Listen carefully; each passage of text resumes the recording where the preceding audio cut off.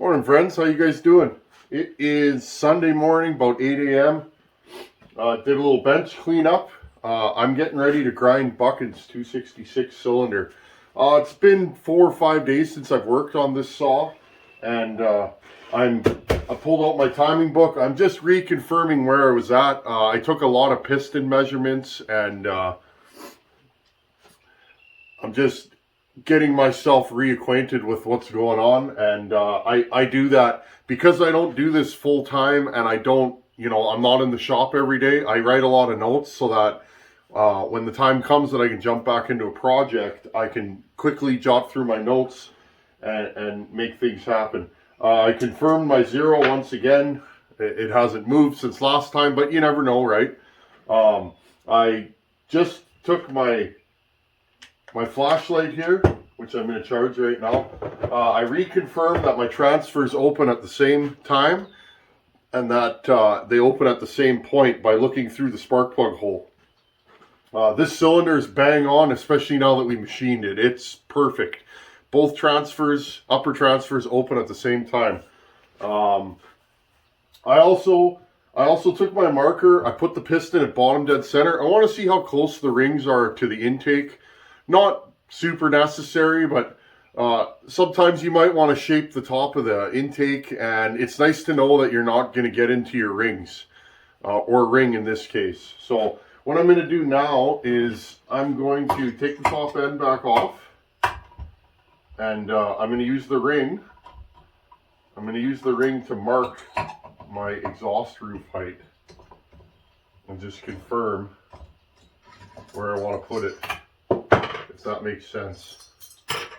Okay, and then I'm going to get to grinding. I want to get this done today. That way I can take the cylinder in the house, wash it, dry it, let it sit, and then we'll be ready for reassembly. I'm just going to pause you guys here, grab some cleaning supplies. Okay, just going to wipe the cylinder down, make sure it's nice and clean. How you guys doing today?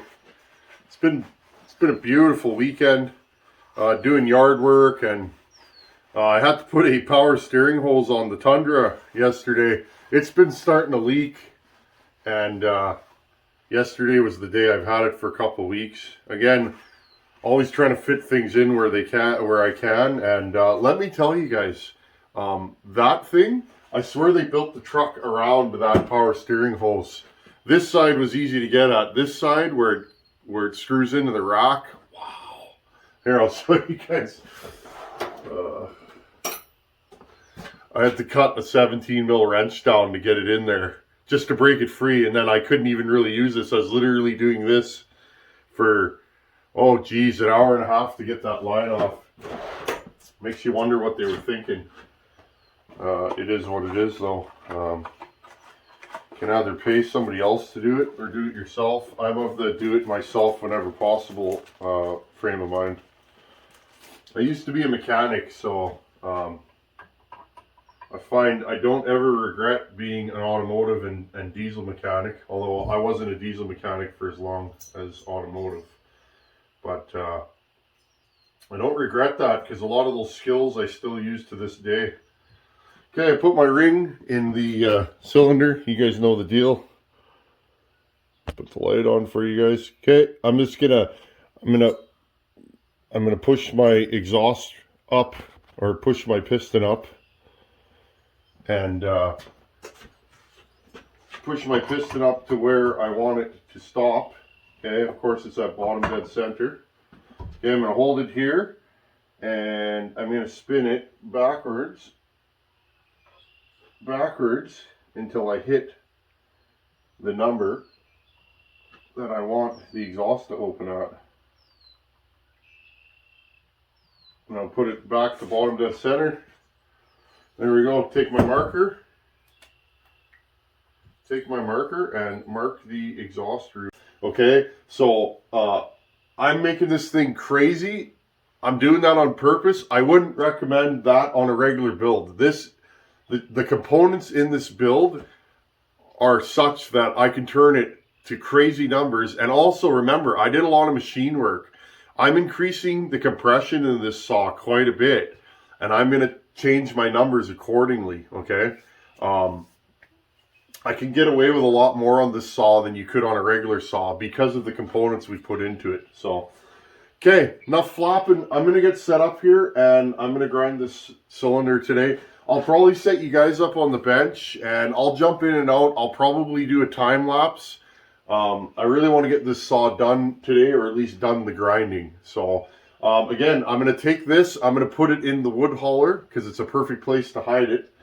I don't want any chance of anything getting into this bottom end. So I'm going to put it in the wood hauler, and I'm going to grind, and I'll jump in and out with you guys when I want to yak. Okay, folks.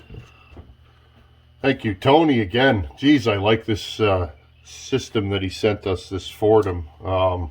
I owe you one, Tony. Thank you, buddy.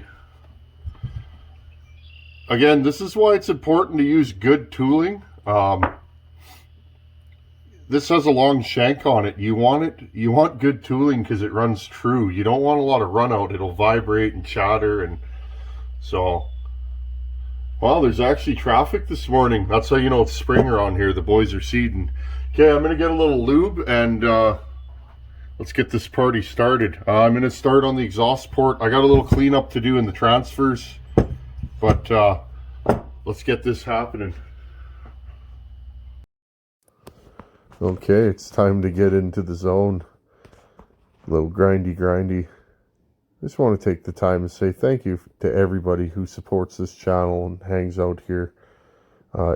You don't know how much it means to me that to have so many of you help this channel and watch my videos. So I just want to take the time to say thank you. I really appreciate all of you. So this is the first cylinder I've done with the foredom, and let me tell you, the torque of this machine at low RPM is incredible. Being able to switch the tooling quickly, again, it's a game changer. Collets wear out and they get wobbly. This machine has a chuck on it, so no run out on the tooling. Here I am using the 90 just to clean up a few little casting flaws in the upper transfers, roughen up the intake, and polishing the exhaust. Probably cut an hour of time just by using this foredom. Okay, it's about an hour and a half later. Tony, that thing, this foredom doohickey, wow. I made quick work of that cylinder, and I did a lot of work to it. We're sneaking up on our numbers, so here's what we got here. Okay, so there's our go fast transfers. Notice they go shunk straight into the upper transfers now. There's our intake. We didn't do much to the intake. I just roughed it up. I like my intakes really rough. Some people like them smoother. That's up to you. Again, I never argue about porting theory. If the saw murders wood, whatever you've done works. How you go about it is up to you. There's our exhaust port. We are not finished it yet. I'm going to polish it a bit, but I think we hit our numbers. Now I'm just going to turn the light off here. I think I hit my numbers, so all I'm going to do right now, I have gone around all the ports with 600 grit paper, and I've shined them up as good as I can. You want to make sure when you're checking your numbers, make sure that you have shined everything. Make sure you clean this cylinder as good as you can, because you don't want any of the grinding particles or any of the grit from anything that you've used in there. And run your finger around the ports. Make sure they're smooth. I haven't chamfered this exhaust port yet, but again, we're sneaking up to the number, so I'm going to put this cylinder back on, and I want to check to make sure we're right where we want to be. Because of course we don't want to go too far, right? You can go a little farther than you planned on in a normal build. In a build like this, we want to make sure, sorry folks, I'm just looking for my key handle here, right here. We want to make sure that we are exactly where we want to be. Okay, I mapped out these ports. I've done enough of these kind of builds. I know exactly where I want to be. It's an educated guess. But again, I wanted to show you guys that 266 cutoff. Every one of those saws I built. Most of them are on this channel. If you look in the 200 series playlist, the 266, the 630 are in there. The 365, it's in its own playlist. 365 is the first saw that ever was on this channel, fun fact. And of course the 670 we did together. So you can accurately track, I'm just going to take a sip of my coffee here. You can accurately track where your saws are starting and where they're going to be if you learn port timing and the numbers, again with the timing wheel. Now we're probably not going to use this timing wheel much longer. Friend of the channel, Brad, Chippy's ATV, he had that made for us. Look how cool that is. Thanks, buddy. So there you go. I don't need this timing wheel anymore. I'll use the fancy one. Again, we're going to check our zero. It's exactly where we want it to be. There we go. Again, double, triple check. There you go. I always make sure that I check and recheck my zero, and I just want to make sure that it's exactly where it was supposed to be. Okay, I'm going to check my exhaust timing and I'll hit you guys back up. Again, first ray of light. Okay, just like to show you guys this stuff so you can. Okay, notice I want to reshape the exhaust port. It's opening a little bit more to that side. Again, little tweaks. So I got to raise it on the other side a little bit. We're not quite where we want to be. We're a couple degrees off, but again, better a couple degrees short than a couple degrees too soon. So I'm going to do a little bit of tweaking to this exhaust port, and then we'll call her good. Okay, folks, there's our exhaust port. Okay, I need to raise it that much. That is 2 degrees. Okay, notice it's a little higher on this side than this side. That's why it's opening. So I want to grind from this way into the middle.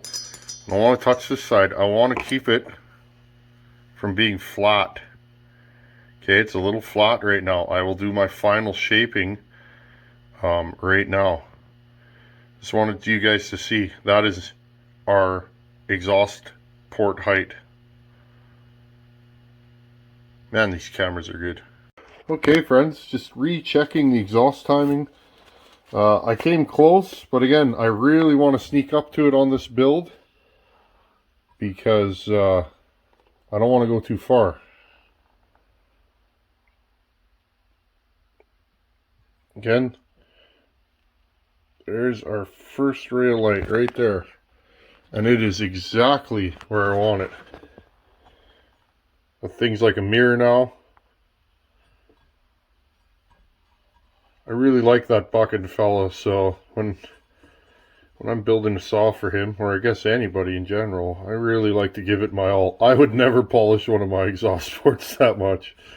But she's a beauty. This thing's gonna go fast. Okay, friends, I hit my numbers. We're all done. Again, run your finger over there, and you want that to feel like glass. Okay, I chamfered it. See that little ledge?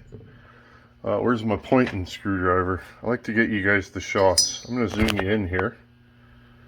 So we got one of them good phone cameras. You see that little ledge there, friends? Here, let's turn the light on. There we go. Okay, you see that little ledge there? That is my chamfer. Okay. And again, you wanna run your finger over there and You want that smooth like glass, okay? Super important. There's those big nasty transfers that we did. There's some schmutz in there, I was blowing it out. There's our impulse line, ground flush. And our intake. Again, intake, we just roughed it. Okay. And our exhaust port is like glass now. Again, the cameras, I've heard other YouTubers mention it, the camera picks up everything, but that is shiny, shiny, shiny. Okay. I'm super happy. I'm gonna take this in the house and wash it. Okay, friends, well, that concludes our cylinder grinding. Tony, game changer, buddy. This foredom that's hanging up here, thank you, man.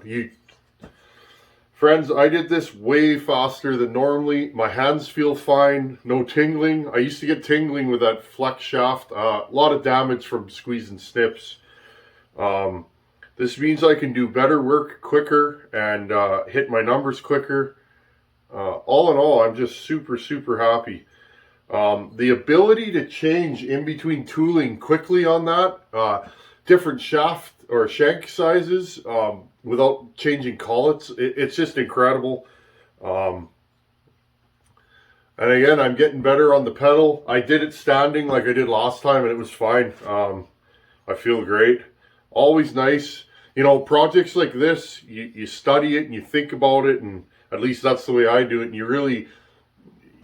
you try and decide what you're going to do, and then you have to execute it. So I had enough time this morning. I generally don't grind unless I have like a half a day, because I don't ever want to rush through my grinding. So I'm super happy. Next step after I wash this, I'm going to take the piston off. I'm going to wash it. I'm going to take 600 grit and break all the edges, top, bottom, sides. Again, and then run my finger over it. What does Bill Block call it? Digitize it. Run your finger, your digit over there. If you do that, the chances of the piston getting scratched up are slim to nil. So, if you don't do that, you'll see it. You'll see the difference. I would say chamfering the ports is the hardest thing to learn, and it's the thing that'll probably take you the longest after you've been doing this for a while to get a good system down. I run little round diamond burrs, and I just kiss the edge. And every time I go over there, that chamfer starts as being small and it gets deeper and deeper and deeper. I don't like my chamfers too big. Because to me, if they're really big, that ring is going to be dragging across aluminum, which again can create issues. So, again, and typically when you fire up a new saw like this, you are going to get some light scuffs on the piston. Remember, from the factory, they cast these, right, and then they shape and chamfer the ports, and then they put the Nicosil or chrome covering on it, right, the plating. Okay, that plating's hard and it's smooth. So on a factory cylinder, if you break the edges of the piston, they'll look like brand new. When you porter saw, remember, there's that edge there where you've changed your port heights. There's no plating on there, so you really got to be diligent to smooth them. And again, I'm just running my finger over here. It feels smooth like the bore of the cylinder. Anyhow, friends, I have more prep to do, but I'm going to take my time. I'm going to clean the piston, and I'm going to take my time and make sure that this thing's a success. And I'm really happy with this cylinder. The timing was really good out of the box. These highway cylinders are top notch. And you guys have asked me, where did this come from? Wolf Creek Saw Shop. Check them out. They're online. Harvey speaks very highly of Ryan over there. He takes good care of Harvey. And again, this cylinder came from him, and it's gorgeous. Highway's really upped their game. Pretty much I'm getting to the point that these are the only cylinders I want to use. Because they're good and they're economical. Anyhow, friends, I'm just going to get cleaned up here, and I'm going to go head into the house. Thanks for being here. I appreciate all of you. And thanks for watching. Take her easy. Later, guys.